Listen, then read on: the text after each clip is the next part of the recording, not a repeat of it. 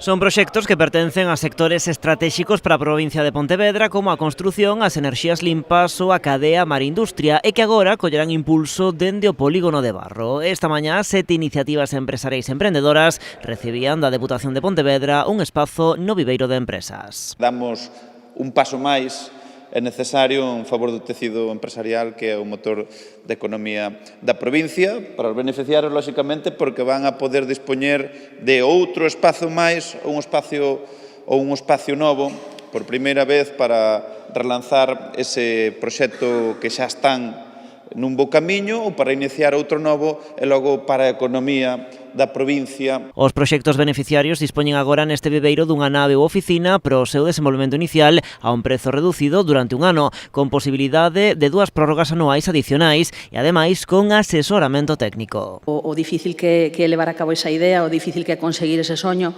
pois, ao final, o emprendemento basase neso, non na materialización dese soño.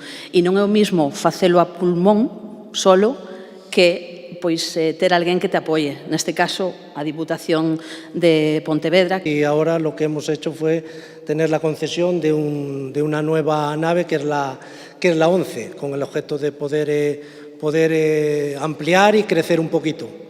Actualmente somos 8 personas trabajando y a finales de septiembre seremos 10. Coa entrega dos espazos a estes 7 emprendedores, nestes momentos no viveiro de empresas de Barro están ocupadas as 16 naves e 18 das 24 oficinas, mentres que tamén están libres 3 prazas no espazo de coworking. O presidente provincial tamén salientou os bons datos de ocupación do conxunto do polígono. No que se refire ao polígono, donde aquí hai asentadas importantes empresas e temos unha ocupación do 83% das parcelas, donde só contamos con 13 parcelas libres e hai 3 que xa están reservadas.